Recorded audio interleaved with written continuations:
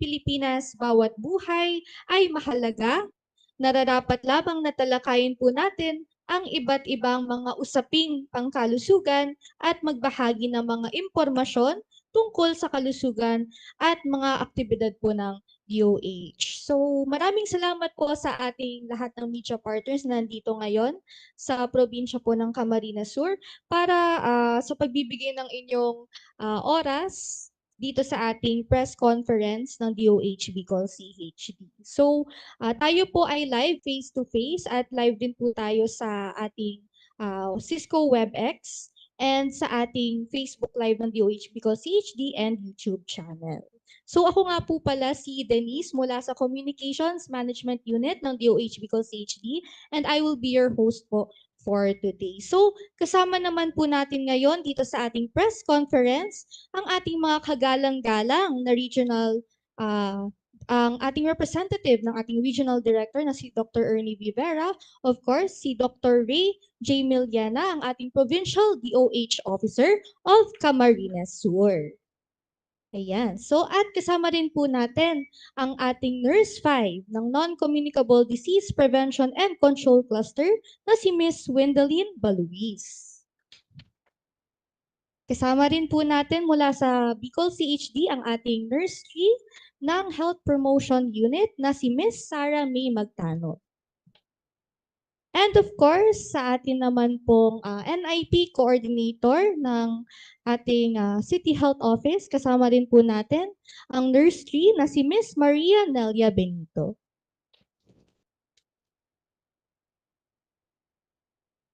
Okay, so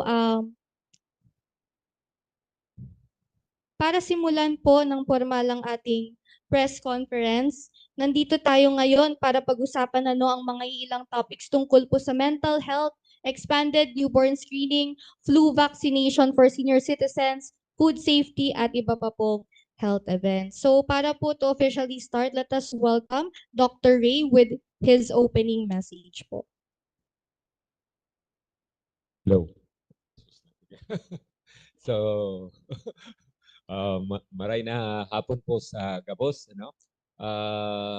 Let me read po yung mensahe na pinadala sa akin ni Director Vera kasi dapat siya ang nandito. However, pinatawag, hindi niya madaihan. Kaya here I am. Ini po ang sa iyang mensahe. Pagbati sa lahat ng naririto ngayon para sa ating press conference. Maraming salamat sa inyong pagtangkilik sa mga programa ng Kagawaran ng Kalusugan Bicol. Kami ay nagagalak dahil inyong pinaunlakan ang aming imbitasyon para pag-usapan ang ilan sa mga importanteng paksa ukol sa kalusugan. Sa hapong ito, ating bibigyan diin ang paksa ukol sa mental health, newborn screening, food safety, flu vaccination, at iba pang health events sa buwan ng Oktubre. Nagagalak akong makita ang lahat na nakatuon sa kung ano-anong mga dapat gawin at iwasan upang mapanatili ang isang malusog na komunidad, pati na rin kung paano papalaganapin ang mga tamang impormasyon sa tulong po ninyo ng ating mga media partners. Ang mental health ay isang sensitibong usapin at dapat lamang nabigyan ng atensyon at suporta ang mga programa na handog ng Kagawaran para sa mga nakakaranas ng pagsubok sa kanilang lusog isip o mental health. Kasama sa mga prioridad ng Kagawaran ang pagsiguro sa kalusugan at kinabukasan ng kabataan. Kung kaya dapat din nating talakayin ang importansya ng maagang pagtukoy sa mga panganib sa kalusugan sa pamamagitan ng mga newborn screening program. Kaakibat naman ng public health and food safety, ang Kagawaran ay patuloy na nagsasagawa ng aksyon tulad ng pakikipag-ugnayan sa ibang ahensya at LGUs upang masiguro ang kalinisan at kaligtasan ng ating mga pagkain. Kasama natin dito yung Department of Agriculture at saka of course ang DILG. Sa pagdating naman ng flu season, nais ng kagawaran na bigyan diin ang kahalagahan ng flu vaccine sa mga senior citizens at sa mga vulnerable population. Ito ay makakatulong na masiguro na ang lahat ay protektado laban sa trangkaso. May mga sari-saring health events ngayong buwan ng Oktubre na ating pag-uusapan mamaya. Ang usapin ng kalusugan ay hindi lang nakaatang sa kagawaran ng kalusugan Bicol. Kailangan ang pagtutulungan at pakikiisa ng bawat Bicolano upang manatili tayong ligtas sa sakit at patuloy na maging malusog. Kaya patuloy rin ang aming paghihingi ng suporta mula sa inyo. Aming mga health warriors, champions, upang mas makapagbigay ng mas malawak na kaalaman para sa ating mga mamamayan. Nawa tayo ay magkaisa sa pagkamit ng isang malusog, masiglang rehiyon para sa isang healthy Pilipinas. Diyos mabalos sa Indugabos. Yan po. Yan. So maraming salamat po, Dr. Ray Miliana, para sa pagbibigay po ng mensahe ng ating Regional Director. So ngayon naman po, bago po tayong mag-umpisa sa ating mga topics, ay alamin muna po natin kung ano yung ating mga house rules. Okay, so first po, be at the venue 15 minutes before the event. Okay naman po ito sa ating mga participants. So, participants must be in appropriate attire. To ensure public safety and order at the venue, participants are prohibited from bringing illegal drugs, campaign paraphernalia, weapons, or any sharp objects. Actively listen, speak loud enough, follow the topics to be discussed to keep the conference productive, and also, questions will be entertained only during the open forum. Magbibigay po kami ng sheet of paper in advance para po ma-record po lahat ng questions ninyo. And then, as much as possible, yung mga questions natin must be based po dun sa topics and dun sa resource persons po natin. To be able po to cater ang inyong mga questions, we will limit na lang po yung ating questions per station to one. So in case may follow-up, isang follow-up din lang po para ma-cater po natin lahat ng questions. Okay. So media practitioners must value journalism ethics at all times, and participants that are proven to violate any of the following rules must be or may be requested to exit the venue hall and the media station where such practitioner is assigned will be prohibited from participating in 3 consecutive press conferences regardless of modality. Ayan, so medyo so alam naman po natin siguro yung media ethics. So hindi ko na po yan i-reiterate. So just for the sake na ma-establish po natin yung house rules.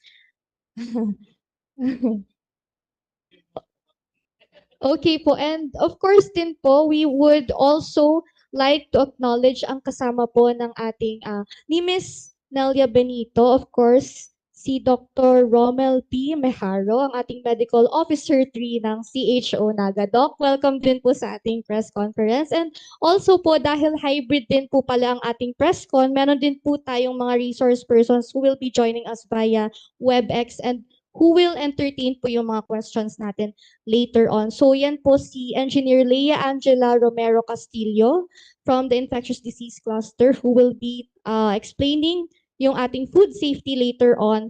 And then meron din po si Mr. Joseph Steven Fenol ang mag-explain po ng ating health events. Okay, so proceed na po tayo sa ating first topic, which will be the topic po on mental health. And of course, mental health is very timely po, and we should really prioritize this topic. So this will be discussed by none other than our Nurse 5 of the Non-Communicable Disease Prevention and Control Cluster, Ms. Wendelin Baluz. Diyos marhay na hapon po sa gabos. Kumusta na po kamo? Okay lang. Nagiulog ako kay itong rule number 9. Ano? Nag-remind ko lang. So ayan po. So magandang hapon po sa lahat, sa amin pong mga health partners and also to our partners and media, yung ating mga media professionals. So allow me po to share with you the highlights. Actually po, October is a mental health uh, week on second week. Ngayon po ay mental health week po. But we will be celebrating the mental health week scheduled on October 25. So the theme is mental health is a universal human rights. So our minds, our rights. So napakaganda po ng ating theme. Ano po? So allow me to start just to give you a very brief and concise trends or issues no nowadays. Especially, alam naman po natin na mahaba yung ating mga mahaba po yung pandemya, marami po tayong mga very distressful events, and then uh, napakaraming challenges and limitations. So it's very timely, sabi nga kanina, napapanahon po na talagang pag-usapan po natin kung ano po yung ating lusog isip. At kami po yung nagpapasalamat sa ating mga kapartners po sa media sa patuloy po na pagtulong sa amin, sa pagdadala ng mga advokasya at isulong po yung tamang information na alam po namin na malaking tulong po ito when we talk about the mental health. Ayan po. So, just to give you a glimpse on the mental health highlights, so mental health is indeed a basic human rights for all people. So, alam po natin yan, no? Regardless if the person has a mental health conditions, meron pa rin po yan na rights, di ba? Kaya nga po iniiwasan po natin na tuligsain yung mga taong may mga kapansanan sa isip sapagkat gusto po natin na ipakita pa rin yung dignidad at respeto sa kanila. Actually, yesterday I was invited to one of the barangays in Santo Domingo. And I'm so happy because that opportunity parang naging eye-opener for all the barangay official to talk about what mental health program should be established po at the local. So magandang opportunity po yun kasi nagkaroon talaga ng parang pagbabago when it comes to looking at paano ba natin no tatawagin yung ating mga tao na may mga kapansanan sa isip. So siguro sa Bicol po magaano kadakol kay mga apo diyan.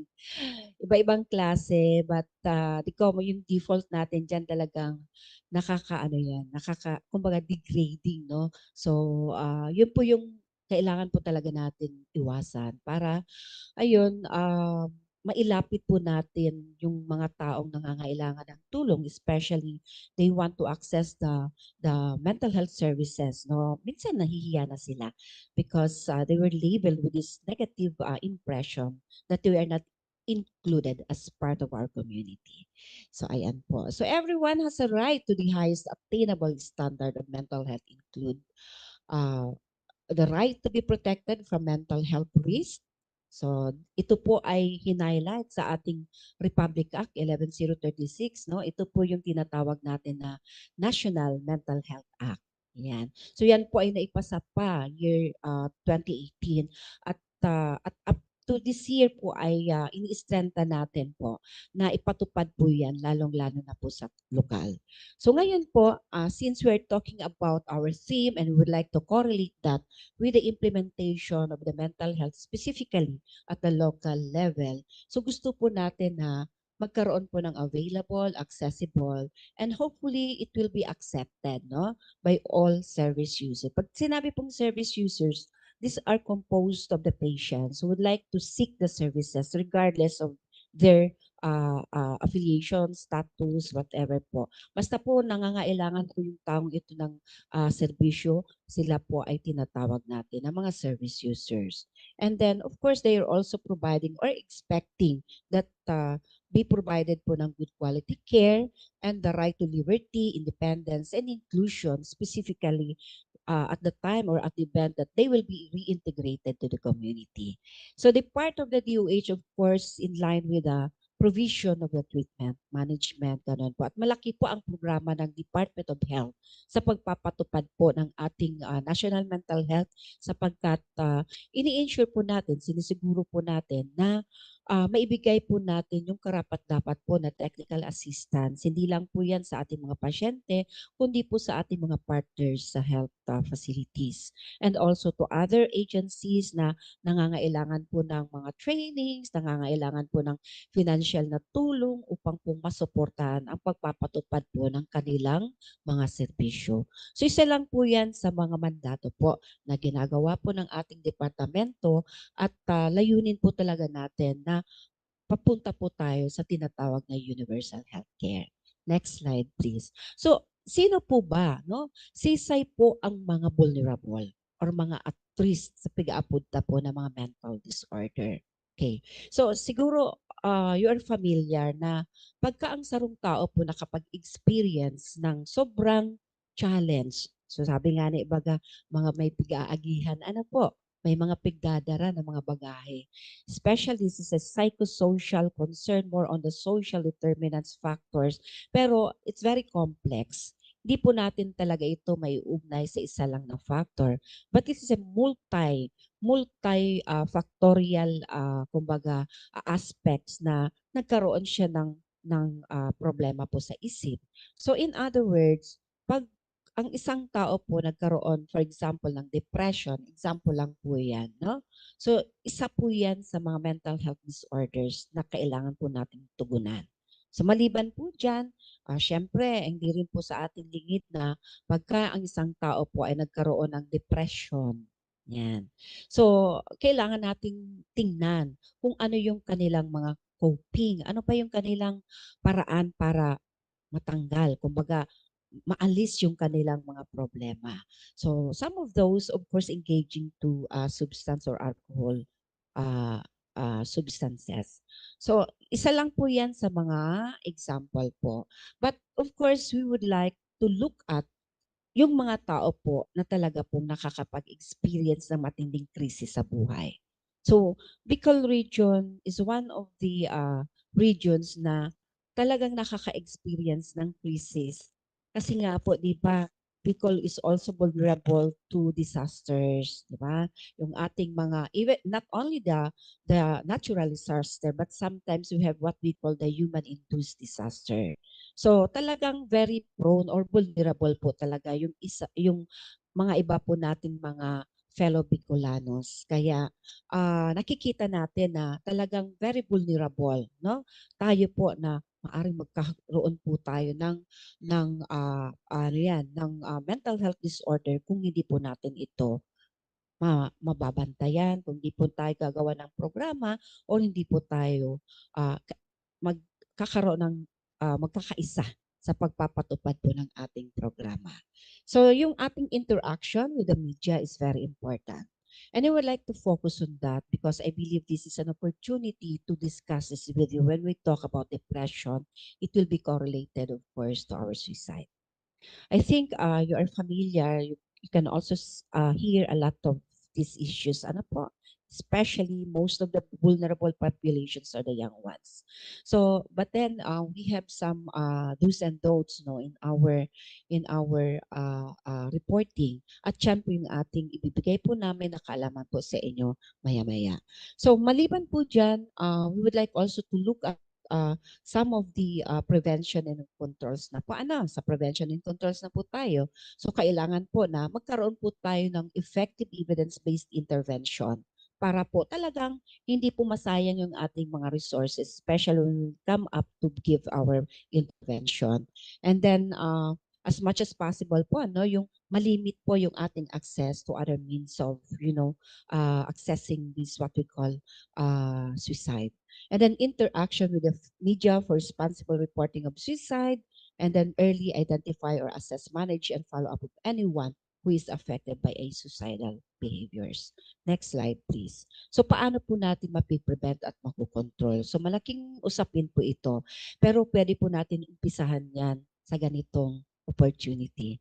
I'm so thankful that we have this opportunity to be with our media professionals. Kasi isa po ito sa pinaka-epektibong paraan upang tugunan po natin pag-usapan po in coordination, collaboration with other multiple sectors or multi-disciplines. I believe we can address this issue. In fact, on October 25, we have scheduled our 9th Bicol Regional Mental Health Congress. So all of our multidisciplinary, multi-sectoral, when it comes to implementing our National Mental Health Act 11036 or National Mental Health, scheduled po yan October 25 again. So St. Elise po yung ating venue, and we would like to invite our media professional as part of our uh, activity event. So it must be comprehensive and integrated, as no single approach alone can make an impact on an issue when we talk about this complex issue. So yan po, no? So yan po yung pag-uusapan po natin. Next slide po. So ano po yung mga barriers, yung mga hadlang? Bakit po kaya hindi natin masugpuso, hindi natin ma-prevent? Pero the sad thing, hindi po talaga, no? Nakikita natin at napapakinggan natin, no? Na may mga hindi pa rin maiwasan na ganun po yung mga naririnig natin, no? So yung stigma and taboo, no? So this is one of the reasons why sometimes they do not want to access. Kaya ito yung focus ng ating advocacy. So we're trying to correct especially the misconception, misinformations, and would like to uplift the education of our community, specifically po yung mga taong walang support system. Ano po? So we would like to identify a lot of things in support to our mental health program, and that can only be done in terms of collaboration and coordination of our key partners. Okay. Lack of awareness, and then of course yung lack of access for helpline or support system. So those are only some examples of our bars. Marami pa po yan, but we will only focus on that because I believe this can be the things that our media professionals can be connected with us. Okay. Okay. So with referring to the quick reference for the media professionals, no, you can access po yung ating WHO. Ito pong sinishare ko po sa inyo, ito po ay hango sa ating World Health Organization preventing suicide for media professionals. So I would like to stress this out because I think this is very helpful po sa inyong lahat, no? Especially when we talk about the suicide prevention. So next slide, please. Okay. So why do we need to prevent suicide? Of course, gusto natin talagang maiwasan yan, ano? The fact is, pag nangyari na yan, wala tayong magagawa. But we can still do something to live, especially a good kumbaga help, especially for the people na naipag-iwanan. Ito yung malaking stigma pagka may nangyari sa isang family na may nagpakamatay, and then yung naiwanan, nagkakaroon sila ng mga negative labeling or stigma in accessing help. No? So, ramdam nila yung pagkawala, and at the same time, they feel that they are ashamed of what happened. So, malaking dagok po ito at isa ito sa mga experiences po na nararamdaman po ng mga families na ganun po yung nangyari. So, suicide is a major public health problem with far-reaching social, emotional, and economic consequences. And there are indeed approximately 1 million suicide a year worldwide. An estimated that around 6 people are affected by each death. Okay. So the factors contributing to suicide and its prevention are very complex, napakahirap po, and not fully understood, but there is an evidence that media plays a significant role. So vulnerable individuals may be influenced to engage in imitative behaviors.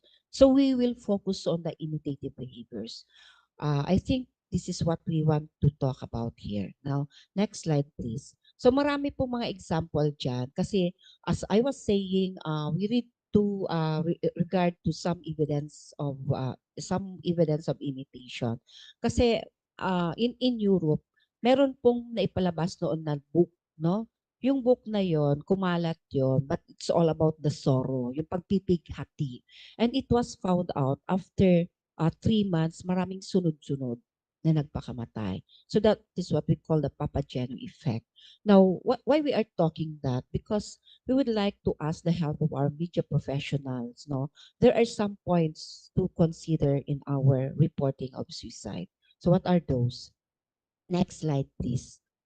Ayan. So yung we would like to highlight yung responsible reporting, no?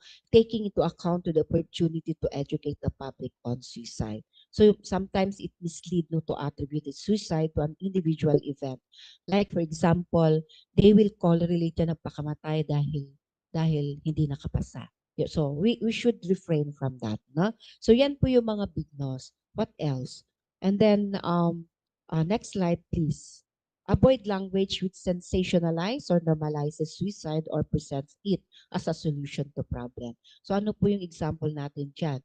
Yung mga political suicide. So it will give a different point of view because they will perceive that as a positive. No? Parang inaano nila yan, kino-correlate nila, ay parang ang gandang, especially the young ones. No?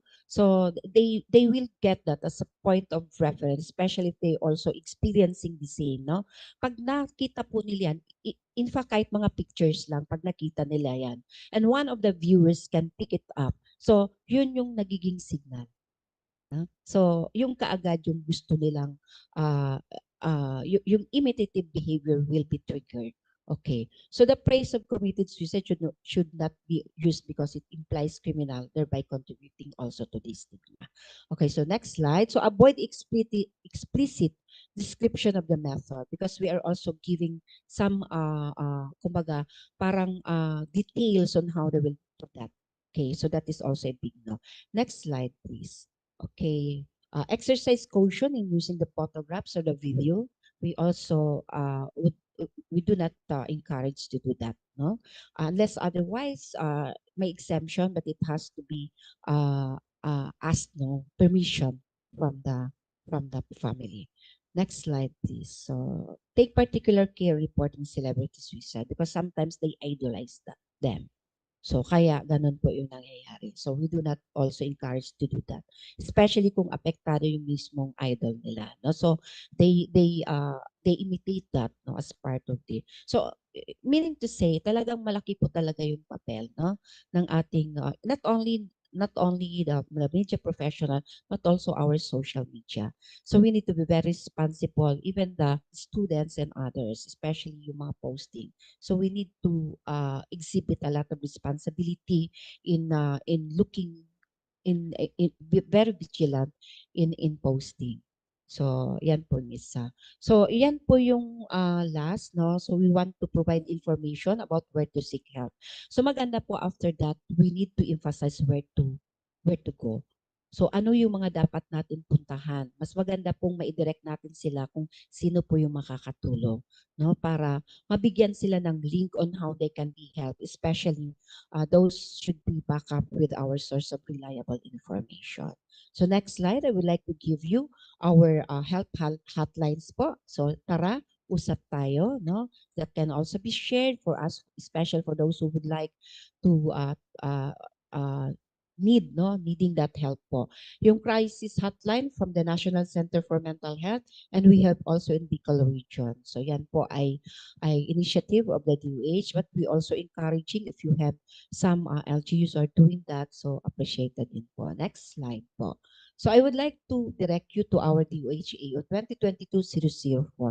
So ito po yung ating policy about the guidelines for ethical responsible reporting portrayal of suicide in the media, audiovisual, and films. So for more information with that, we will just give you the link of that. Thank you so much because there's no health without mental health. Thank you so. Paraganang hapon. Maraming salamat po, Ma'am Wendy, for providing us with very relevant updates on our mental health program. So to proceed, may we move on to discuss our expanded newborn screening updates po. We have with us Miss Sarah May Magtanob, Nurse 3 of the Health Promotion Unit.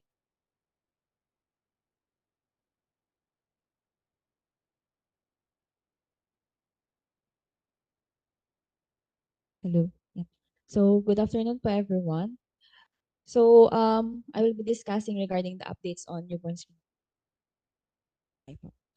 So, under the Presidential Proclamation number 540, declaring the first week of October of each year as the National Newborn Screening Awareness Week po.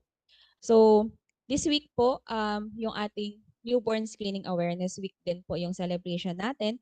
And nagkaroon po tayo ngayon ng convention also. So, yung ating team po for the 21st NBS Week celebration is in focus, novel bridging strategies. So, ito po yung naging focus ngayong 21st na ating Newborn Screening Awareness Week. So, it comes from po dun sa mga naging na-encounter po natin, which is a long story before natin na-achieve na mas madami tayong bata na mailigtas po sa mga newborn screening disorders na can result to irreversible mental retardation or even death. So ito po ay pagtutulungan hindi lamang po ng kagawaran ng kalusugan, kung hindi pati po ng ating mga local government units, ating pong mga sa Coast Guard din po, other NGOs, na lalong-lalo na po nung during pandemic, sila po yung naging katulong po natin para po yung mga bata na pinanganak is ma-newborn screen pa rin po natin at ma-save natin doon sa tinatawag natin na mga newborn screening disorders po. So mamaya po malalaman natin kung ano po iyon. So ito po yung ENBS performance indicator po natin for newborn screening facilities per province. So for January to August data po natin ito. So kung mapapansin niyo po, si Bicol Region from January to June 2023 is nasa 39,050 na mga bata na po tayong na-screen sa newborn screening. So ito po yung mga samples na nasa filter card. Doon po natin nilalagay yung dugo na kinuha natin sa heel ng bata para i-screen po sa mga newborn screening disorders po.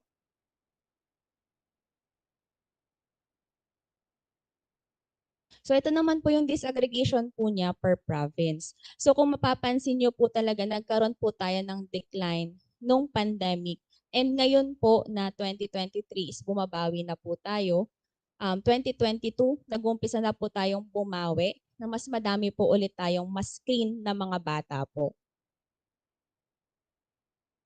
So ito po yung mga nabanggit ko po kanina na newborn screening disorders na nade-detect po natin through the newborn screening. So alam naman po siguro na ang newborn screening po, ito po ay sinasagawa immediately after 24 hours na pinanganak po si baby, kukuhanan po siya ng dugo sa heel part lang po.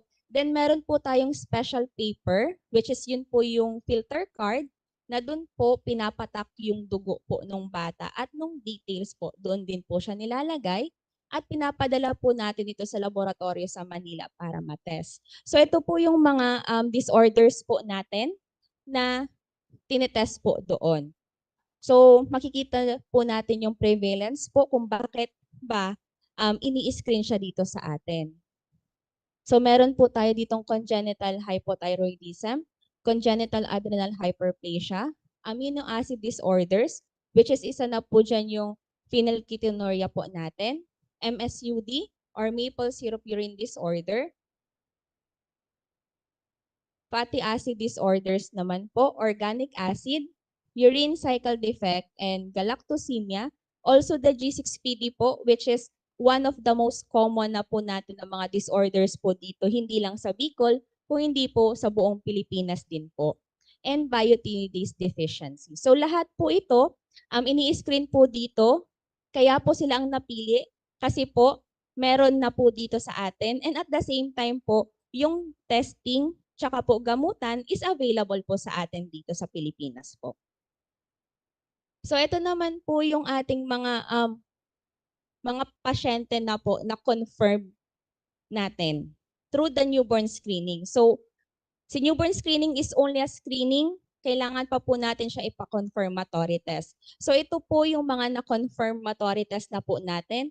So pag sinabi po nating indoors, which is 327 po, sila po yung mga from the screening ay na-confirm at in-endorse po natin sila sa tinatawag naman po nating long-term continuity clinic.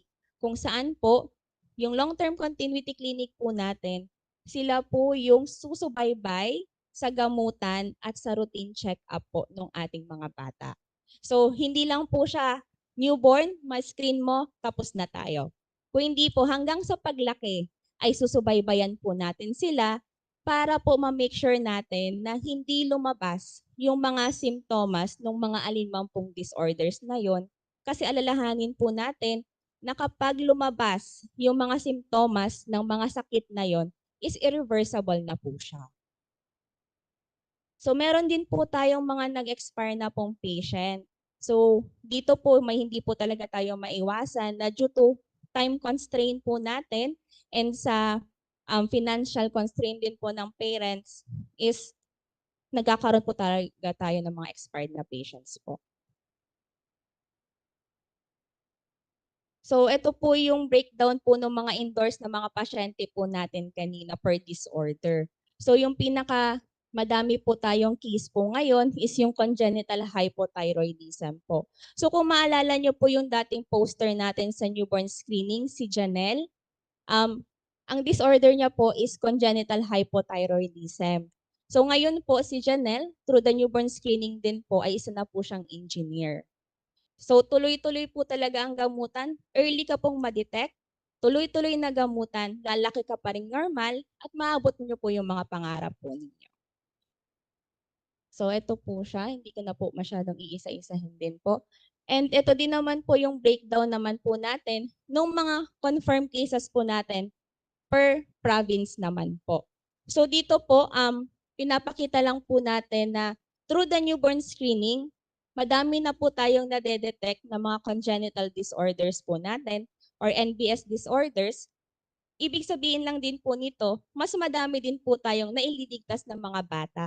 At mas nagkakaroon po tayong madaming bata na nakukuha nila yung opportunity na lumaking normal at maabot pa rin po ang kanilang mga pangarap. Kasi nga po, sino ba naman po tayo para pagbawalan ang mga batang ito? Rights din po nila na lumaki ng maayos at maabot yung mga pangarap po nila. So ito po yung confirmed cases po sa Bicol noong January to December 2022 po. So kung mapapansin nyo po, medyo common sa atin dito yung sa MSUD. And luckily po, yung MSUD po kasi kung hindi po siya matitreat within 5 days po, pakapanganak sa kanya, pag lumitaw po yung mga simptomas ng maple syrup urine disorder, maaari po agad makomatose yung bata. So, through the newborn screening po and collaboration with all the stakeholders po natin is na tutukan po natin yung mga batang iyon at lahat po sila ay buhay po ngayon. Yan po. So ito naman po yung newborn screening facilities po natin na kung saan sa kanila po nagsisimula yung screening dahil yung mga trained personnel po natin na magsasagawa po ng newborn screening ay sa kanila po. So kung hindi po trained yung ating health personnel is hindi po sana sila dapat kumukuha po nung newborn screening sample po natin. So updates naman po on the newborn screening program po natin. So ngayon po, sa isang newborn screening continuity clinic, ito po yung nababanggit ko kaninang long term. So dati meron lang po tayong isa, si BRHMC or formerly known as BRTTH po. Ngayon po ay dalawa na ang nagsiserve po sa Bicol region. Yung isa po ay nasa Bicol Medical Center, which is this year lang din po sila nagsimula. So lahat po ng mga confirmed cases po natin sa buong Bicol region is sila po yung main na tumututok po doon. And also initiative din po ng kagawaran natin na magkaroon din po ng mga tinatawag nating satellite. Kasi kung dito lang po sa dalawa, covering the 6 provinces, is medyo mahihirapan po yung ating mga pasyenteng pumunta pa po, lalo na kung mga galing po sila sa isla. So ngayon po, nagkaroon na rin po tayo ng satellite continuity clinic to cater for some parts po ng ating Camarines Sur, which is sa BRGHGMC or previously known as Bicol Sanitarium. Meron na din po tayong satellite continuity clinic na LGU-owned po natin which is sa Eastern Bicol Medical Center, catering for the patients natin ng Catanduanes. So at least po hindi na sila pupunta po sa Albay para lang po kumonsulta at kumuha po ng mga gamot po nila. Also po, magkakaroon na rin po tayo sa Sorsogon Provincial Hospital naman po to cater the patients naman po sa Sorsogon, and hopefully po sa Masbate din po magkaroon din po tayo. And ito po yung isa sa magiging highlight po for next year. Di ba po yung mga samples natin na nasa filter cart, pinapadala natin sa laboratorio sa Maynila. So ngayon po, kapag nag-go live na po or nagkaroon na tayo ng newborn screening center dito po sa Bicol, so lahat na po ng samples or filter card samples po natin is dito na po mismo sa Bicol region ipapadala. Hindi na po siya magtatagal pa po sa biyahe. So yung magiging host facility po natin is si Bicol Regional Hospital and Medical Center po. So siya po si BRTTH dati. So ongoing po yung kanilang construction and training po ng mga staff para yung mga samples natin is dito na po siya mismo i-test po. At least po, yung mga travel time, mas mapapaiksi po siya, and then maiiwasan po natin yung mga delay po sa testing po ng ating mga samples. Also po, isa sa pinaka-common po kaninang nabanggit ko is yung G6PD deficiency. So dito po sa Bicol, is kaya na po natin mag-test or mag-confirm ng G6PD deficiency po. So meron na po tayo sa BRHMC, which is sa BRTTH po. And meron na din po dito sa Kamsur, which is formerly known as Bicol Sanitarium. So nagkikater na din po sila ng mga G6PD confirmatory testing. So dito po sa G6PD Deficiency Testing Center, hindi lang po ito pang bata. So even adults is pwede po kayong magpa-test kung gusto niyo pong malaman bang meron ba kayong G6PD deficiency. Kasi lahat po tayo may G6PD. Nga lang, kung kulang po tayo sa enzyme na yon, yun po yung nagiging sakit na G6PD deficiency. So kung halimbawa po sa tingin ninyo is meron kayo nito, po pwede po kayo magpa-test. Kukontakin lang po natin ito pong dalawang hospital po natin. Okay? So ito naman po, isa din po sa initiative din po ng kagawaran. So inumpisahan po namin ito way back pandemic period pa po. Na di ba po nagkaroon tayo ng problema sa courier services natin. So yung mga confirmatory samples ng mga batang initially screened positive sa newborn screening po is kinokolekta po namin yon lahat, yung mga samples na yon, then pinapadala po sa laboratorio sa Maynila. So, iba't ibang klaseng NBS disorder, iba't ibang klase din po yung confirmatory testing po nila. So, almost all naman po ng confirmatory testing po natin is libre. So, kasama po siya dun sa binabayaran na 1,750. May iilan nga lang po like sa CH at CEH na babayaran ang confirmatory test, pati na rin po sa G6PD. Pero yung iba po na confirmatory test doon sa mga disorders na yon ay libre po. Yung iba po dyan na confirmatory test, from laboratory sa Maynila ay pinapadala pa po sa ibang bansa. So, ito po yung schedule po nung biyahe po ng newborn screening van po natin para magdala ng sample sa mga laboratorio po sa Manila. So, priority po natin dito yung mga indigent po na hindi kayang magpunta sa Maynila or ipadala yung sample ng kanilang dugo sa Maynila po. So, maaari pong makipag-ugnayan yung ating mga parents sa kanilang birthing facility or hospital po na malapit para po makasama po sila dito sa yung sample po ng anak nila sa biyahe po natin. So, yun lamang po and maraming salamat. Maraming salamat din po, Ms. Sarah, para magbigay po ng updates natin tungkol sa ENBS. So now we proceed po naman to our updates po sa ating flu vaccination, lalong-lalo na po dito sa ating local level. So to give us a discussion po on our flu vaccination, we have with us Miss Maria Nelia Benito, Nurse 3 of the City Health Office of Naga.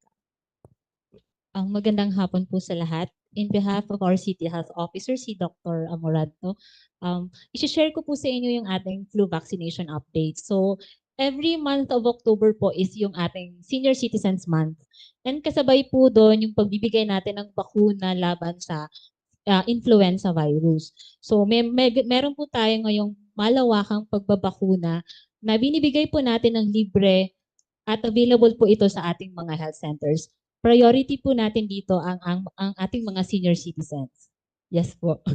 Nakatingin si sir, yes. So ano po ba yung flu? So siguro naman lahat naman tayo naka-experience na magkaroon ng flu or natrangkaso, di ba?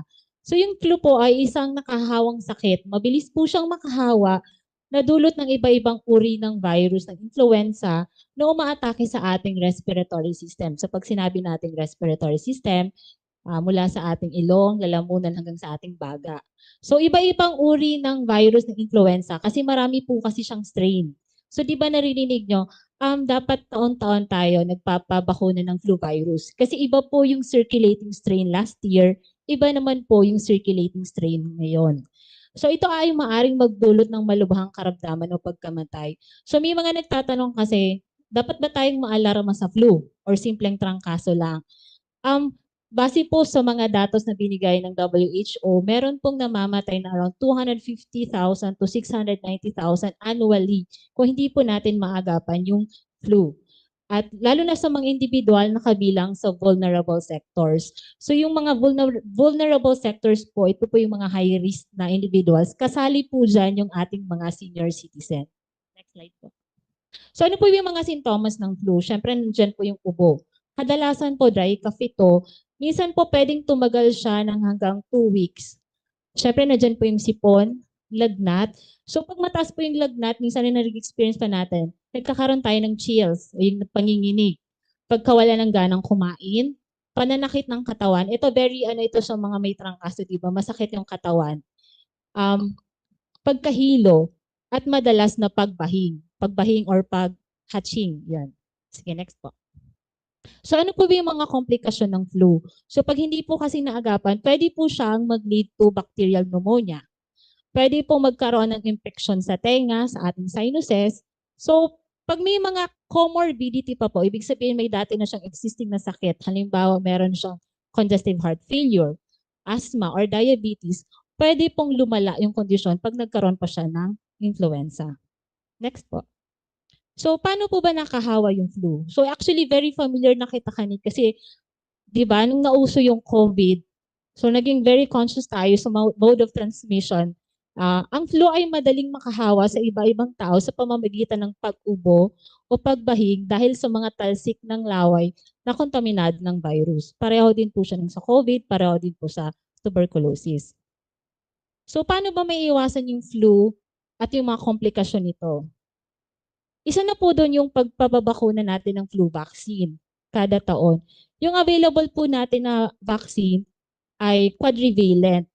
So yung binibigay po natin na supply ng flu vaccine ay magandang uri po, magandang klase ng bakuna.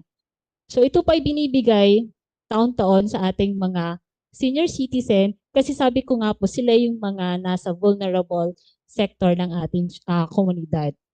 Kung sakali naman pong tayo magkaroon ng trangkaso, dapat po nga, di ba, mag-hydrate tayo, uminom ng madaming tubig, at kailangan po talagang magpahinga. At may mga gamot din po tayong pwedeng inumin para yung makatulong sa pagbawas ng anumang komplikasyon o pag hindi po kasi naagapan, pwedeng ikamatay. Yan po. So, sino-sino ang mga pwedeng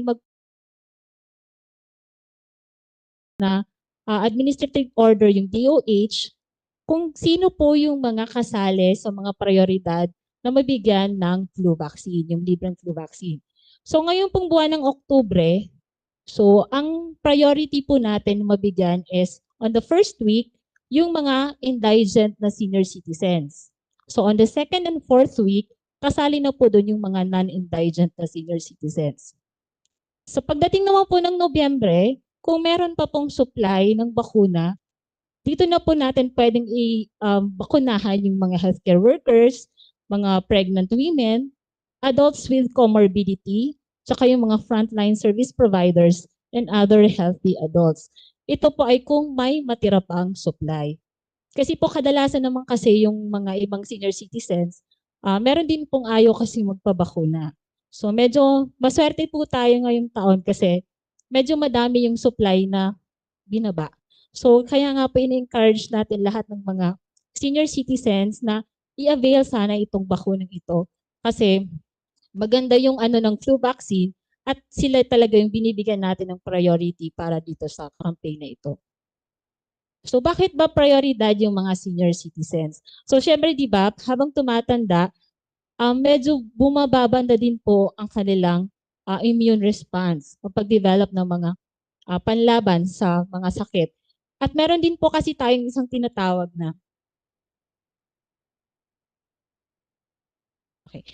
At meron din po tayong tinatawag na antimicrobial resistance. So 'di ba tayo, madalas mahilig tayong uminom ng antibiotic noon na walang prescription. Ngayon kasi restricted na, hindi na pwedeng uminom basta-basta. Ang rason po kasi niyan, pag umiinom tayo ng mga antibiotic, pwedeng magkaroon na tayo ng resistance doon sa sakit na yon. So pwedeng pagtanda natin, kahit anong inumin natin na gamot na antibiotic, hindi na tayo tatalaban yan. So, isa pa po yung rason kung bakit kailangan natin mabigyan ng proteksyon laban sa influenza at pneumonia, magbibigay tayo ng bakuna laban sa mga ito. Next po. So, yan. So, sorry po. So, lahat ng senior citizens sa Riyong Bicol ay target po nating bigyan. So, actually po, sorry, yung nalagay po namin na 9 million dyan is sa entire Philippines po yan. Pero sa Bicol region po is 555,762. Tapos sa Naga City naman po, 18,703. Ito po ay targeted na population. So, binigay po yan ng Field Health Service Information System natin. Pero actually po sa Naga City, pag tinignan natin yung actual, almost mga around 15,000 po yan. Kasi na-identify natin yan noong panahon ng COVID, na hinahanap natin yung mga senior citizens, medyo mataas talaga yung 18,000. Okay, next po. So, saan ba maaring magpabakuna? So, dito po sa Naga City, available po yung bakuna sa 27 barangays ng Naga. So, lahat naman po kasi ng barangay natin, meron po tayong health center. So, nagbukas din po tayo ng vaccination site sa SM City Naga. So, doon naman po sa SM, Monday to Friday, 10 a.m. to 3 p.m. At saka gusto ko na din po sanang i-announce, wala na po tayong available na COVID vaccine. Kasi di ba ginawa nating vaccination site yung SM? So, ngayon po na wala pa tayong COVID vaccine, yung binibigay natin na bakuna doon is flu vaccine muna para sa ating mga seniors. Idagdag ko na din po pala, meron pa po tayong isang bakunang binibigay para sa senior citizens. Ito yung pneumo vaccine. So ito kasi yung pneumo vaccine, binibigay ito every 5 years, 2 beses sa mga senior citizens. So yung mga senior citizens po natin, halimbawa 60 years old na siya, pwede na po siyang magpabakuna ng pneumo vaccine. Tapos after 5 years, another dose naman po ng pneumo vaccine. Ito pong bakunang ito, ina-advise namin sa barangay health center po sila magpabakuna para po yung record po nila makuha ng ating mga midwife at ma-avail din po nila yung ibang mga serbisyo na pwedeng makuha sa barangay health center. So yun po, meron din po tayong ginagawa minsan na house-to-house na pagbabakuna. Kasi meron po kasi tayong mga senior citizens na mga bedridden na hindi na makakabuta doon sa vaccination site. So pinupuntahan po yun ng ating mga midwife. So pwede naman po yun i-coordinate lang po sa mga midwife natin na magpapabakuna po. At meron din po pala tayong mga contraindications. So yung mga hindi po pwedeng magpabakuna, no? Halimbawa po, meron kayong na-experience na allergic reaction sa unang pagbakuna, halimbawa last year nagpabakuna kayo, nagkaroon kayo ng allergy doon sa bakunang yon. So hindi na po kayo pwedeng makatanggap ng bakunang iyon. So dapat matandaan niyo po yun, lalo na pa nagkakaroon kayo ng allergies. Saan po kayo nag-allergy?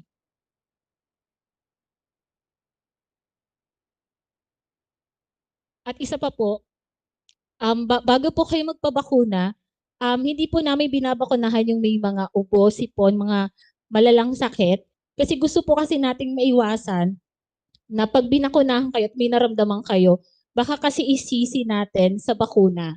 So, magpagaling na po muna, tapos pag okay na po yung pakiramdam, babakunahan naman po. Talagang kumbaga, i-delay lang po natin, i-defer natin. Kasi pwede kasing mangyari na sumama yung pakiramdam lalo or lumala.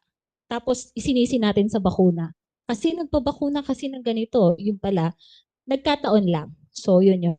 Tapos, dapat po yung mga vaccination cards, lalo mga senior citizen po ito, itago lang po yung mga vaccination card, yung record nila, para po may palatandaan tayo kung kailan tayo nagpabakuna. Text po.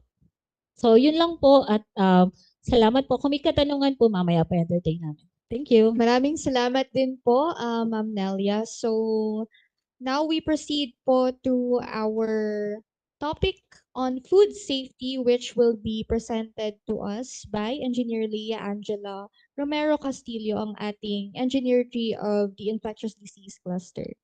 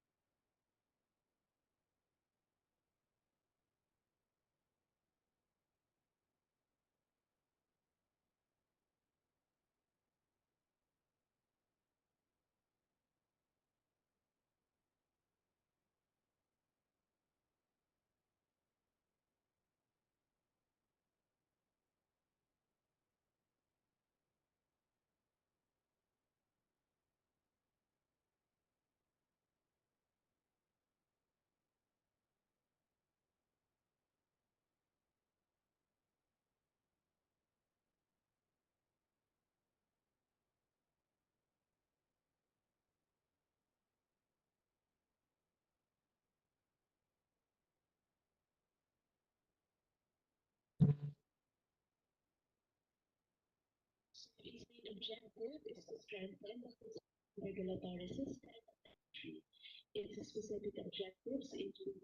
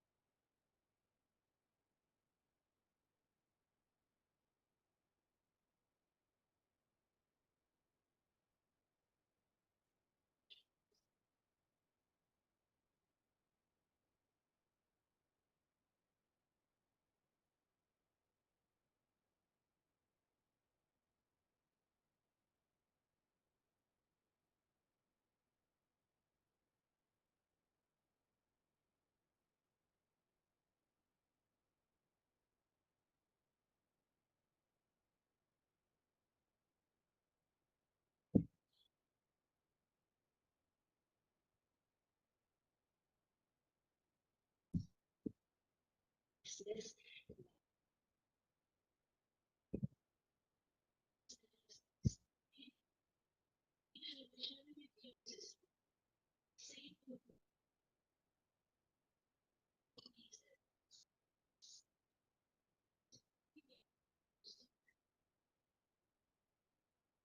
Ayan, so that was Engineer Leia po with her presentation on food safety. Unfortunately, wala po si Engineer Leia ngayon. Hybrid lang po siya as she is attending an equally important matter. So next, for the last ating papag-usapan ng ating health events, nai-explain po ni Mr. Joseph Stephen Fenol ang ating Health Education and Promotion Officer 3. Sir Steve, hello po. Thank you very much po. Good afternoon po sa lahat. So, share ko lang po yung screen ko, ma'am po.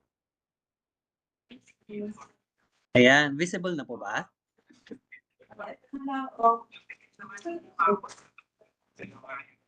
Nakikita na po ba?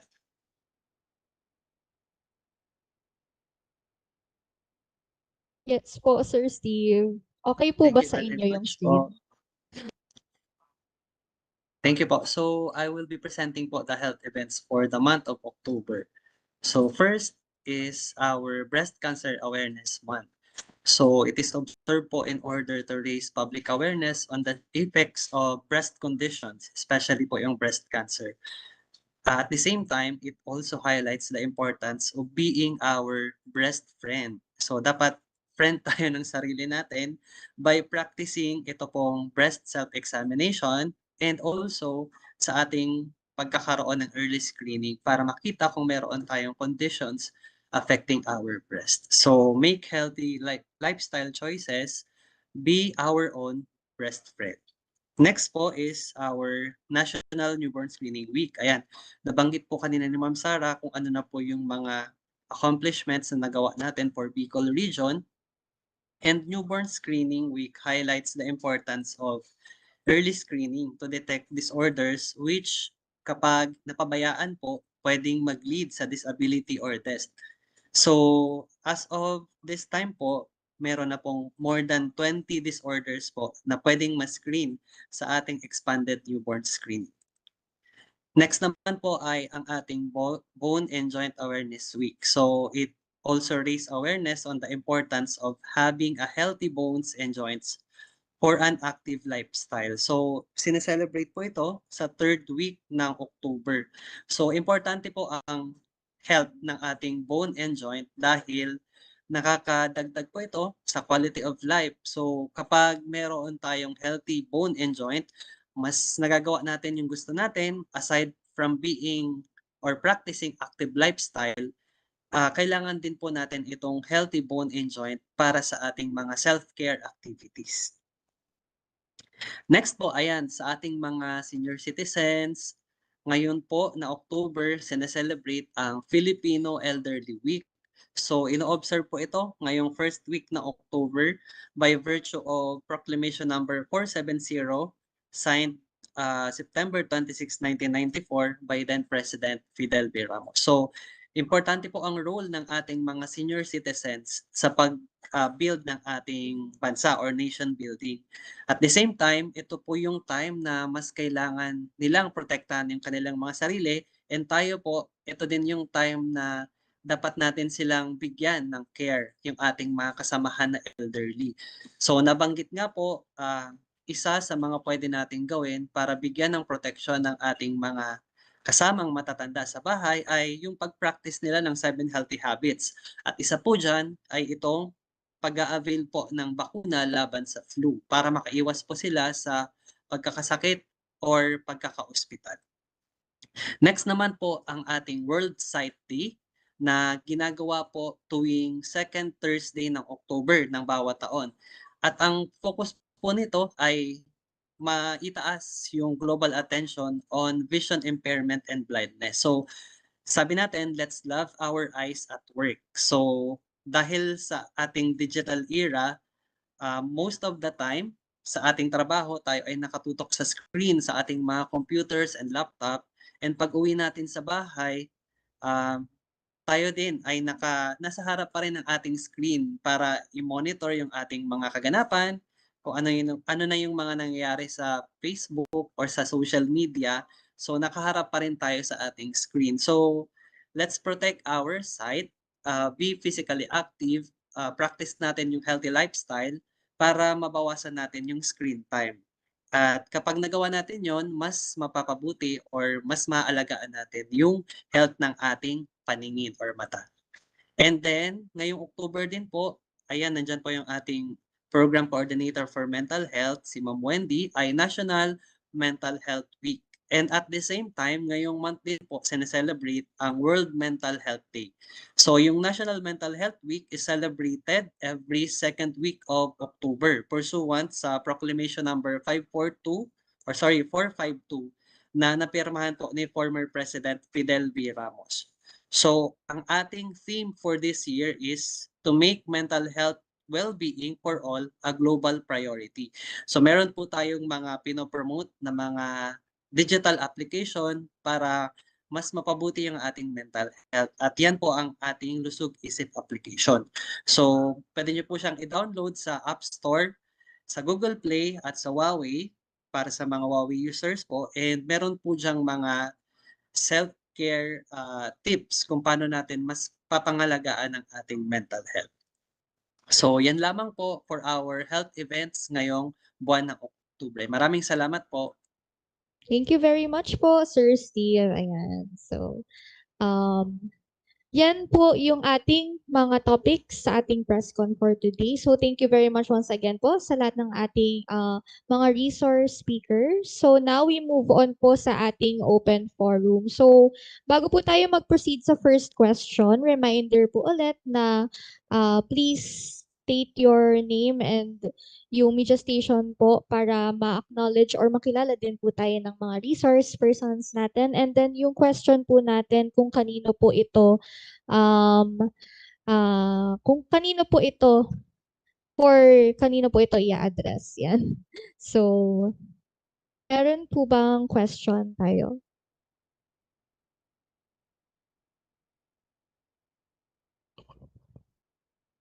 Good afternoon. Ang question ko para kay Ma'am na Wentily. Although kanina na brief ko na siya. Kasi nung pag-umpisa ng pandemya, may record ako, Ma'am, ng mga na naipasok sa PMC na biktima ng depression. 2020, meron tayong record sa Bicol Medical Center na 10, 2 ang namatay. Ang 5, ang kausa, yung mobile legend. 2021, meron tayong 15. Ang karamihan dito yung sa Iriga, yung magkakaibigan na sunod-sunod na nag-attempt na mag-suicide. May 5 ang namatay. Camarines Sur lang po ito. Tapos, noong 2021, mayroon din 7 mobile legend. Ang 2 ay ang 3, dahil sa pandemya, mayroon dito yung nawala ng pagkain, yung ama nagpakamatay dyan sa tinampak. Tapos yung 2 dahil sa kahirapan. 2022, mayroon tayong 13, medyo nagpapa. 3 ang namatay, may 5 pa rin na mobile legend. And 3 yung sa relasyon, nabuntis, iniwan ng boyfriend. Yung 2 naman, lalaki, iniwan ng girlfriend. Yung 2 na nag-attempt na mag-suicide dahil sa kahirapan. Itong present na taon, meron na tayong 8. Isa ang nagpakamatay, isa pa lang namatay. Suicide. May 3 ring mobile legend and ito pagkahirap din yung isa and yung isa break din ng boyfriend. Doon sa datos sa pinag-present, ma'am, wala yung sa mobile legend. So, bakit nagkakaroon ng depression? Lalo na, ito pong, yung record na ito, sa panahon lang ito ng pandemya. Kasi yung mga teenager po ang karamihan dito, nasa loob ng bahay. So, bakit nagkaroon ng depression dahil sa paglaro ng Mobile Legend? At ano ba ang mga dapat gawin na para matulungan ito? Thank you. Afternoon po. Saan po sir, ang information source? Sa Bicol Medical Center po mismo. Okay. Personal ko pong nakuha. Teka po akong access sa loob. Okay, access. Arag po ini kaini, although we cannot directly correlate that, no? Yung mga Mobile Legend na games to depression, kasi kanina po baga na-discuss na as much as possible kita dapat no magtaog mayo pa pong study that will correlate actually to that games, no, and to other factors. It's a very complex, no, kumbaga dipisilon po na i-correlate ang sarong depression sa saro sa ng factor. So ang sarong tao po actually over time pagka nagkaigwa siya depende po sa degree kan sa iyang mga challenges sa buhay. Kasi ang masisimbag ta po diyan kung paano po magka-depression, may criteria po iyan. Ang tao po, pag sinabi pong criteria, hihilingon ta po iyan na gabos po kita vulnerable na mamundo. Okay? So, mayong exemption diyan. Gabos kita nakakamati kay kamunduan. Pero dapat bilang paghihiling ta po iyan sa lado na ang lambang saro may responsibilidad na maging mindful or aware. So kung kita kumbaga mindful sa paghiling, pag-obserba kan sarong taong may namamatian na palang araw kaing sobrang kamunduan. Okay? Ang criteria po kang depression, kung namumundo ka ngunyan, sobrang pagkamundo, sa laog kiduwang simana, mamundoon ka pang maray. Dahil ka na nagkakaon, so dati mo pong very pleasurable na pigigibo, dahil ka nangangaturog.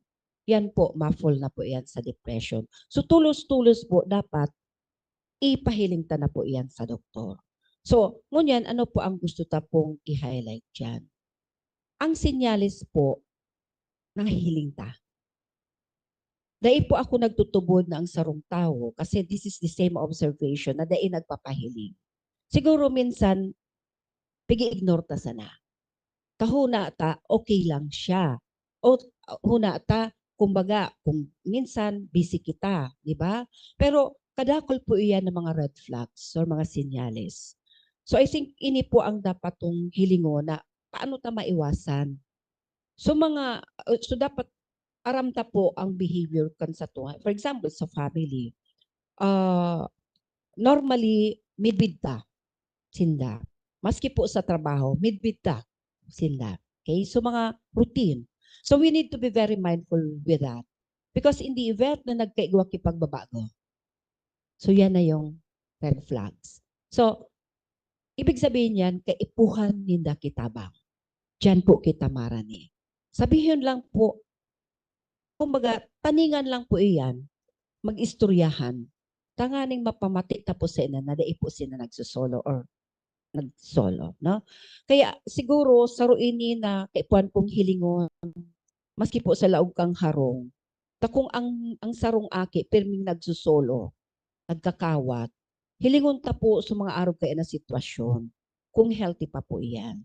So kaya piga-highlight naman po digdi na nakulaon po ang responsibilidad kang magurang, nakulaon po ang responsibilidad kang yaon po sa eskwelahan, na mapautob po asin magkaigwa kitang programa para ka iyan. So maprotektahan.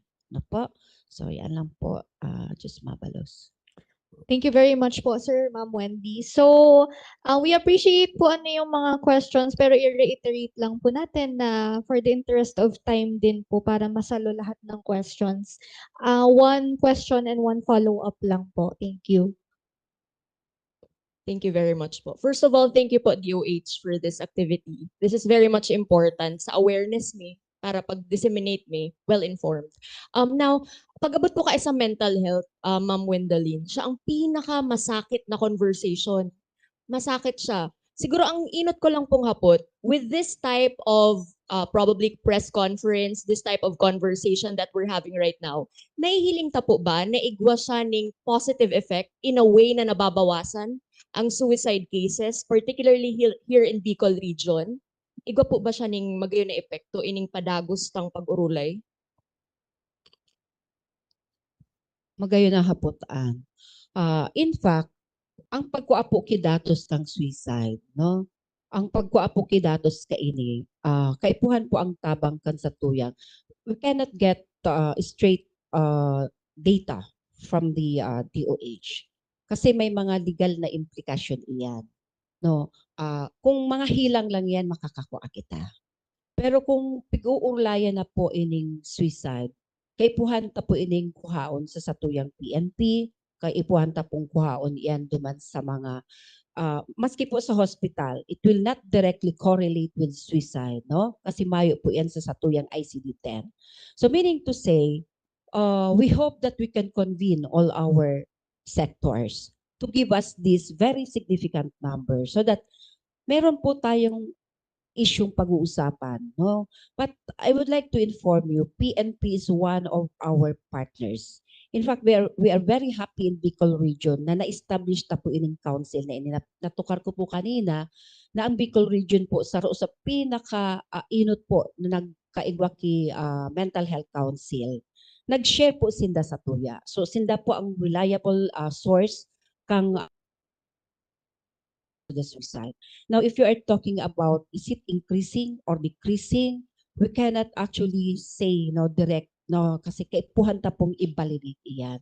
So we always consult with them and very very stringent or very careful in telling about those kasi yung validation.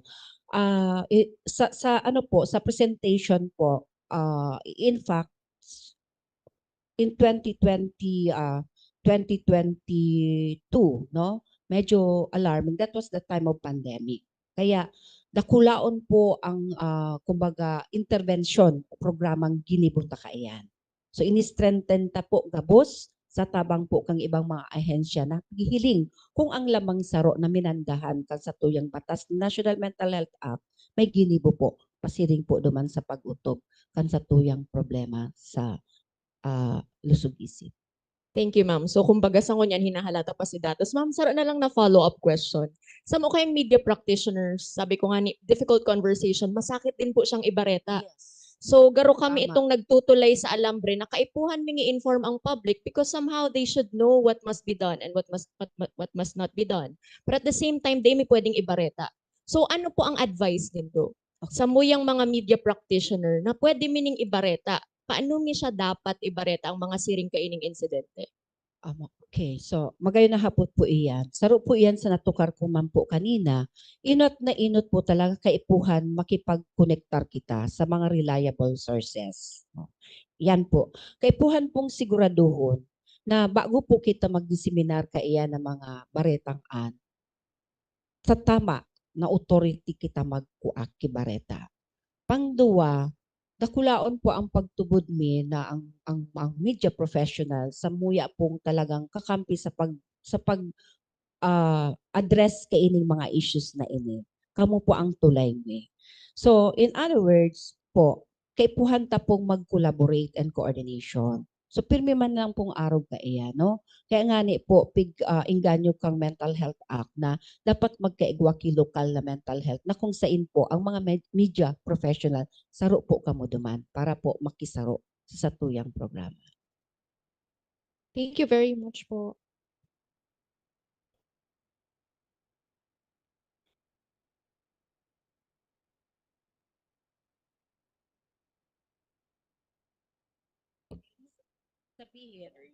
Sabihin po, dahil pa po masyado tama so sinabi ni ma'am kanina, masyadong complex siya. And in fact, saro po ini sa direction na pigingganyo ta na, sige, magkaigwa kita ki mga researches, tanganing, kumbaga, igwa kitang integrity when it comes to giving an information. Saro pa po ini. Pero kaipuhan po na very reliable po. No? So, pigkukuan ta po kaya na datang an. So, pangduwa pong backup ka iyan, pigpapakusog mi po na makasabay ang mga mental health issues na matugunan sa paagi po kan mga researches. Opo. Thank you po. Uh, So, si Ma'am Antoinette po pala yung nag-ask kanina is from One Media Naga po, TV. hello. Good afternoon. I'm Paulo Papa po of RMNDWNX.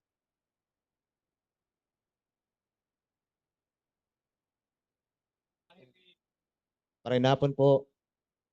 Paulo Papa po of RMNDWNX po. Regarding man po dumang giraray sa box flow, ay itong blue, ano tawag ito, flow box for senior citizens po para sa imo po ni Ma'am Maria Nelia Benito. Ang mapera po duman sa allergy, ano pa po itong mga conditions na ko-consider ta po tangani nga day po pagtugutan si senior citizen na makapag-avail po kay ni nga bakunang ini. Thank you. Sige po. Yung allergy po, yun po is itong absolute na contraindication. So talagang di siya pwede pag may allergy sa formaldehyde. May mga antibiotic po na may allergy sa pag may allergy ka duman di ka pwedeng bakunahan. Sa eggs, sa chicken, di din po pwede. Pero iba pong ibang mga kondisyon na pwede man pong bakunahan pero i-delay ta lang. Halimbawa, kalinturado ka katong aldaw na gusto mo ko ta magpabakuna or may grabe ang abo sipon mo. So i-delay ta po muna yan. Pag okay na po, tsaka ta na lang po babakunahan. Yun po. And may consultation po kita before po na gibuon po si vaccination po kang sarong patient. Apa, ang bago man po kita nagbabakuna, screen po yang ka mga health workers ta. Halimbawa po may mga alanganin na may mga coexisting na medical condition na di kayang i-manage sa level kang sa to yung mga nurses na ina-advise mi po yan na maghagad clearance sa doktor. Pero pag itong mga normally healthy man po, tsaka nakalagman po duman sa list kang mga pwedeng bakunahan, tigbabakunahan ta po siya. Thank you. Thank you po, Doc. So, I think si Doc Ray po merong ma-add po sa kaninang statement. Hello. Ito with regards duman sa question ni Ma'am ano yan, Tonet banungod sa mental health, no? Kaya yaon ang media partners, no? Permigong siguro madang dito sa local concerns must be answered by the local officials. So, ang challenge sa digdi dapat kung igwang National Mental Health Council, sana ang mga lokal na gobyerno igwa man sindang organized na mental health local mental health councils to overlook kang sitwasyon. Kasi kung hiling unta support system very important to look into the socio-economic situation, behavioral ang nakakaaram ang lokal. So, mas magayon sa level kang lokal, pagkaigwa sindang ordinansa, no? Na mag-monitor talaga kang sitwasyon, lalo na pag-abot sa mental health. No? Kami digdi sa Department of Health, lalo pag mga national agencies, we are giving the standards, di ba? However, ang action sa baba, no? So, and I think hindi man kita makataon na kang mga figures, pero may hiling ang resulta. Ang nagahiro si lokal na gobyerno. So yan po pinapaisip ko yan sa partners ta kasi tabangan nindo kami as an ally in health, health warriors na hanapan taan sa tuyang mga lokal na gobyerno kung igwasin dang aksyon kasi may na kita mental health law, di ba? So hanapon ta ang implementasyon. Usually ang implementasyon sa lokal na gobyerno kaya nga nasa devolution setup. Takunda ita sa iyan ipaparealize ang accountability at responsibility obligasyon. Perming tutumarong kang nasa taas pag para urulayan ta standard ano ang tamang gibuon. Pero paggibo talaga sa baba. O dahil mo man madiktahan. Tambiga po ko nga ni yun yung all government, all society, di ba, na approach. Kung hilingin mo nindo ang local government code, ang may poder kaya, ang lokal sa partikang governor, sa party ka mayor, they can call private entities, they can call national agencies, they can call all the gabos dyan para pagturukawan, isolve ang magtarabangan para masolve ang sitwasyon. No? Dapat sinda ang on top. Kaya nga ni, pagkakantara, siyang local health authority. It's not the provincial health officer, it's not the municipal health officer, it is the local chief executive. So dapat, kaya tabangan ta, nahilingon ta, no, with this laws, hilingon ta, ano ang klaseng implementasyon? Igwa. Ano, aram ini kan sa tuyang mga opisyales. Itong mga sa komitiba, na member, pero ulit-ulit ko, sangguniang bayan, sanggunian, provides true policy. Ano, may policy ka ni ang mga lokal ng gobyerno ta? So, tabanganin do kami dyan. Tanganin sindaman, maano natin, matikol. Then, kung igong polisiya, now, the executive implements. Pero kung wala man pinapalwas na polisiya, ano man i-implement ka executive? Ining mga national law, di ba? Guidelines na yan. Standards na yan. Pero ang talaga sa baba, kaya nga ni baga itong Mandanas Garcia Rolin po, dangog bindo. Pigakuha na talaga, maga-full devolution na. Gusto sabihin, ang real na accountabilidad, responsibilidad, obligasyon na sa lokal. Kung kaipuhaning tabang, yaong kitang mga national agency. Maski sa kabus po itong mga topics na diniscuss. So, yan po ang ang opinion diyan, no? So, we need really to see sa local setup how is this mga national laws being implemented at the local level. And our local official has greater responsibility with regards to this. Thank you very much. Thank you very much, Doc, for that clarification.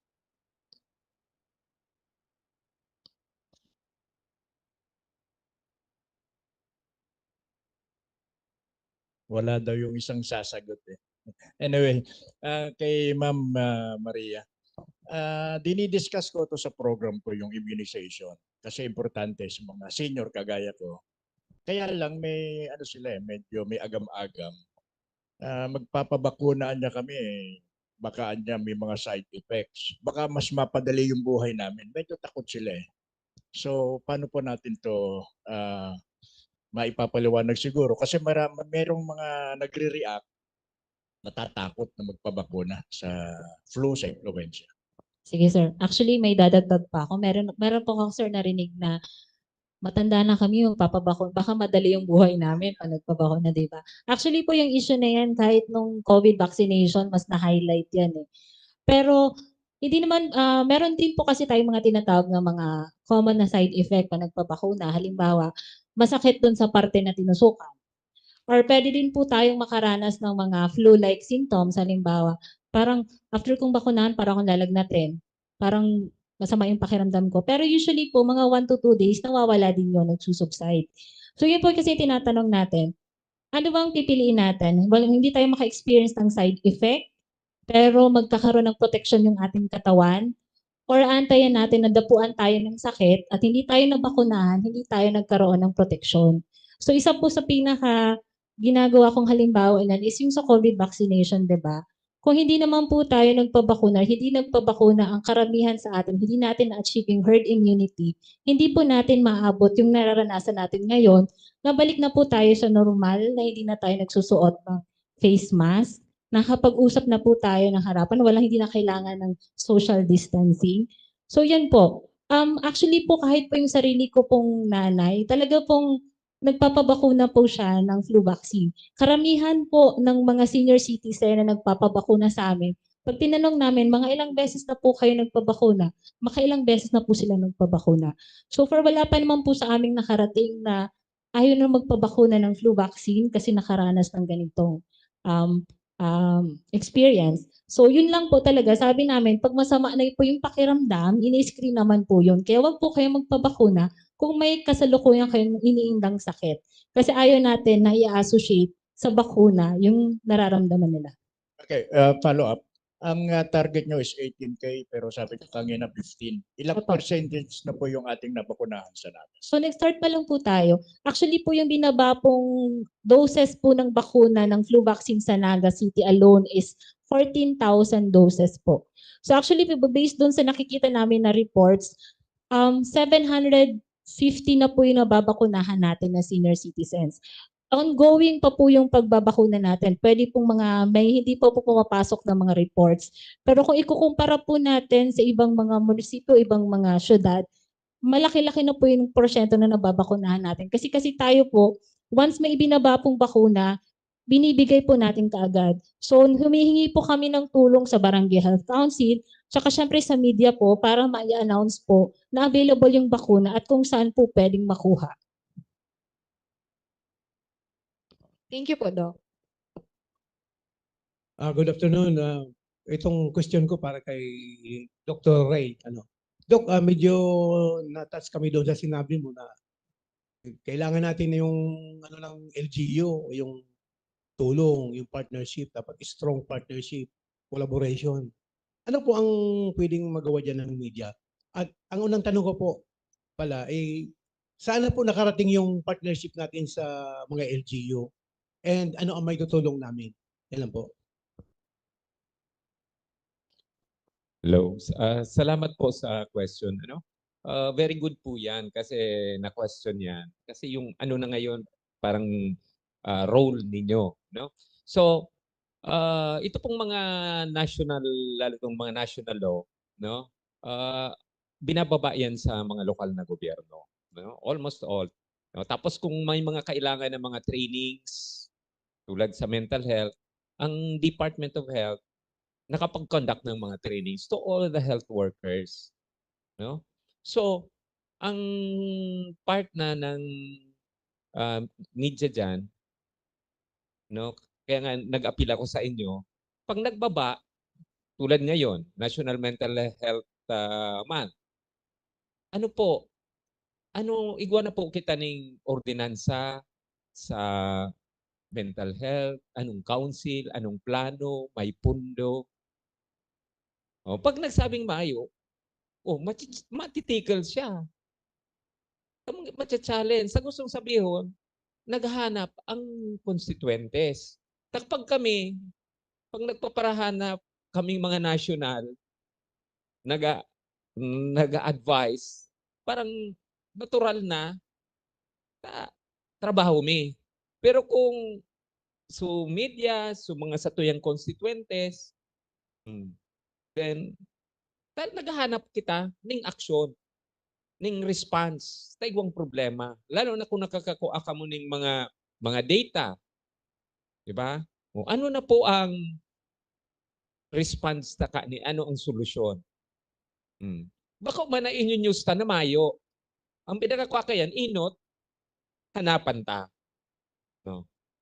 Tapos, kung sakali na daigwa, di pwede tang i-news na itong kung ano mga activities ninda para maisihan man. Ta good practice, maisihan man kang ibang mga LGUs. Then, of course, para sa ko, pagsabi na manungod sa mga data, may confidentiality man yan, ang may tagsidiri talaga po kang data are the local government units.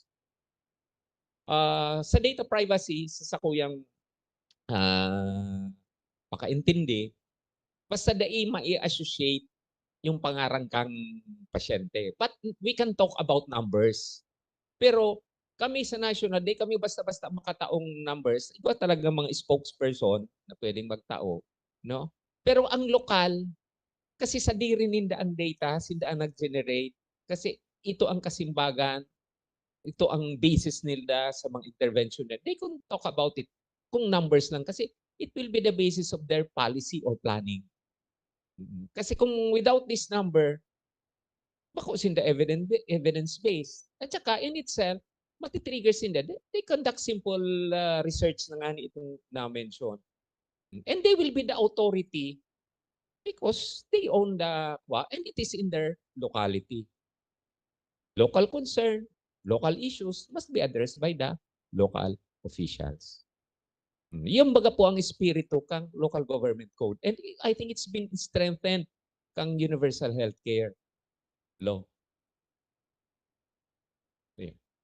I hope I've answered that question. Thank you po, Doc. Good afternoon po. Bong Villacruz po of Idol FM. Yung po dyan sa topic is food safety. Usually po kaya sa preparing food ang tatawanan lang ng aksyon ka mga local government itong mga nagkukuraang mga business permits. Siyempre sa criteria mag-fecalysis, magkuaning mga x-ray yung mga nagpi-prepare ng food. But knowingly, pag Pilipinas po, majority kang mga foods street foods, and kadaklan kaya, di man niya nagkukuroan ng permits sa LGUs. Paano po hindi na monitor kang DOH? And kadakulon po kitang mga cases na food contamination and mga napopoison na mga pagpiprepare ng kakanon duman sa mga pigbibenta sa mga bangketa, pigbibenta po sa mga street, sa mga araw kaya na lalo na itong mga kakanin baga, itong aning anong apod kayan, itong kasaba, kadaklan kayan, mga araw kayan sa balisusok, mga araw kayan. Thank you po, Sir. I-redirect po natin to kay Engineer Lea. Engineer, nandyan ka pa po ba? Hello Nasa po, good WebEx po si afternoon. Engineer. Yeah. Apo. Naririnig po ako. Yes po, Engineer. So yes po. So ang local government units po actually ang dapat may jurisdiction over na ma-monitor nila na dapat lahat ng mga food establishments ay makapag-acquire ng sanitary permit. So if in Legazpi City po, even the street vendors po ay nire-require po nila ng sanitary permit.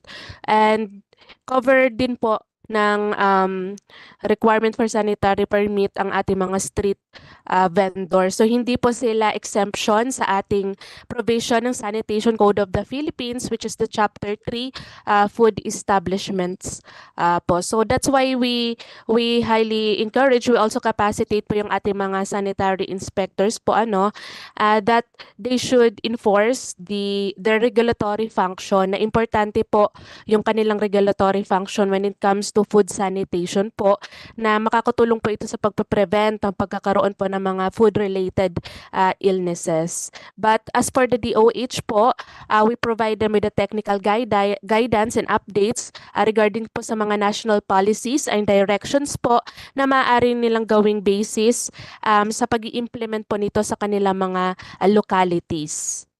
Over to you, Ma'am Denise.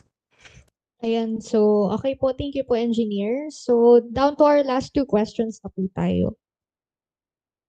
Good afternoon po. I am Christian Oliver from Brigada News FM Naga. My question is for Ma'am Sara May Magtagubnog. Ma'am, reiteration lang po. Reiteration lang po with regards to newborn screening, particularly doon sa mga parents natin na may mga anak, lalo na doon sa mga far-flung areas. Gaano po ba ka-importante ang newborn screening? Hello. So, napaka-importante po ng newborn screening po natin. Kasi kung mapapansin nyo po, yung mga bata, pag pinanganak, mukha silang normal. Tama po. Pero kinalaunan, saka po lalabas yung mga simptomas nung mga sakit pong yon. Lalo na po kung matimingan pa po natin na kung maple syrup urine disorder, yung isa sa sakit doon, ang present po pala sa anak nila. Na yun po is 5 araw lang po yung tinatawag nating golden period or best time to treat the baby.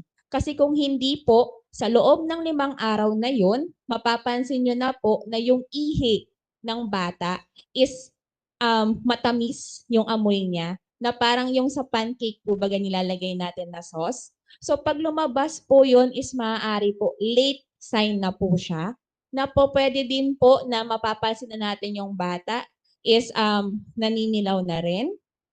And pwede po siyang magkaroon na po ng pagka-comatose or mamatay yung bata. Kasi pag once na lumabas po yung mga simptomas na yon sa kahit alinmang pong disorders na yon ay irreversible na po. So ngayon po, yung babayaran po nilang 1,750 kung wala silang PhilHealth is kaya na pong i-cover. Una po, yung confirmatory test kapag sila po ay initially detected sa alinmang simptomas. And kasama na rin po dyan yung gamutan. May counterpart nga lang po si parent dito sa gamutan pong iyon, pero po pwede naman po nating ilapit sa mga LGUs po natin, sa DSWD or even sa malasakit po. Kasi karapatan ng bata na mabuhay. So yun po yung iisipin natin na kahit anak natin siya, wala po tayong karapatan na diktahan na hanggang dito ka lang.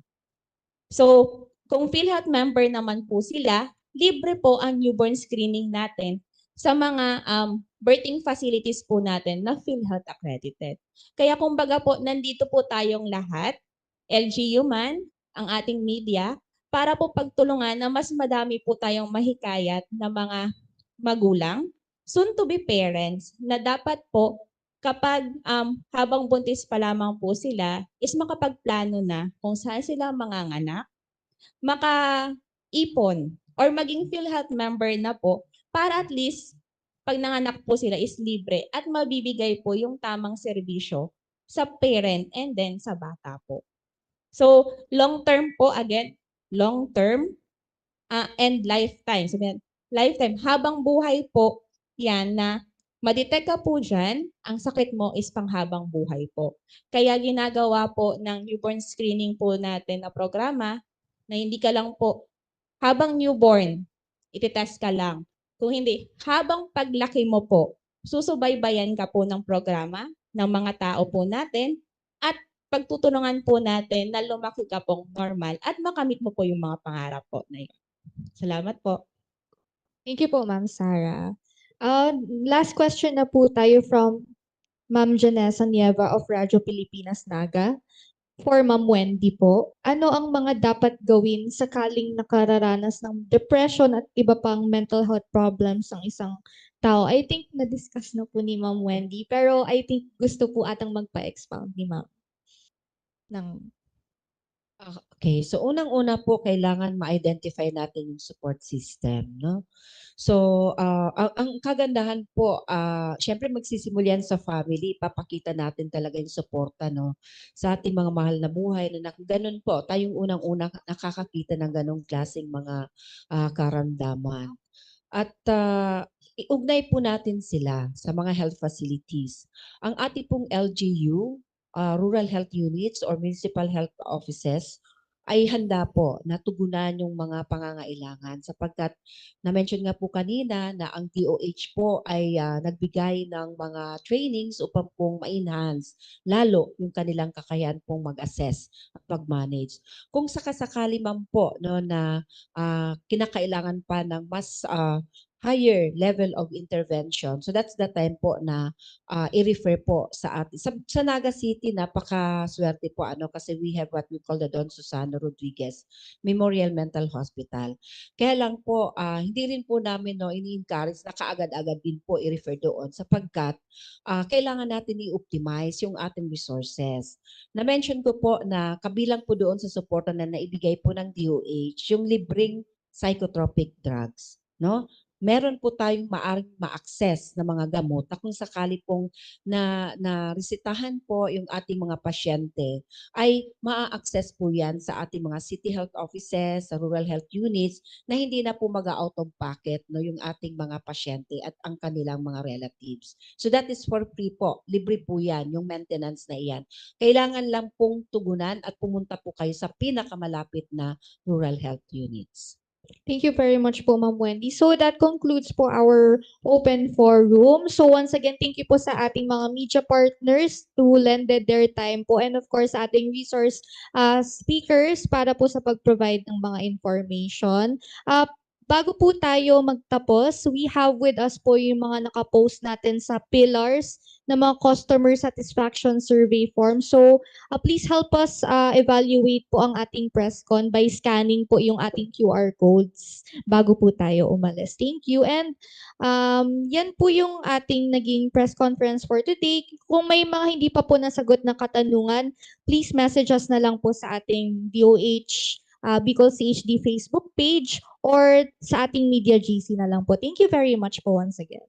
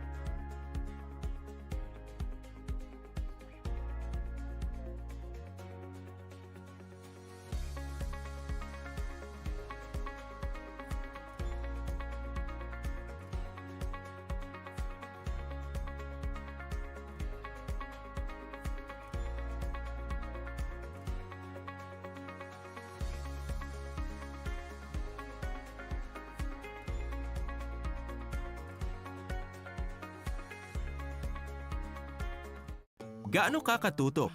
Sintutok ni Bisor sa assembly line? Sintutok ni Bianan kapag nagluluto kisinigang? Gaano ka naman daw katutok kung ika ang treatment partner kontra sa tuberculosis ni Mrs. o ni Ama o kantugang na lalaki o babayi? Matindi ang bagsikan bakterya na kausakan TB kaya ang burulungan kontra digdi arug kaan katindi. Ang TB nabubulong. Urual daw asin pigaabot na 6 na bulan sagkod 2 taon ang burulungan. Depende sa klase kan TB na binubulong. Kaya dapat matuto ka bilang treatment partner ni Mrs. o ni Ama o kantugang na lalaki o babayi. Dahil siya dapat magpalya sa burulungan. Mag-apod sa saindong nurse o doktor para sa iyang supply kan libre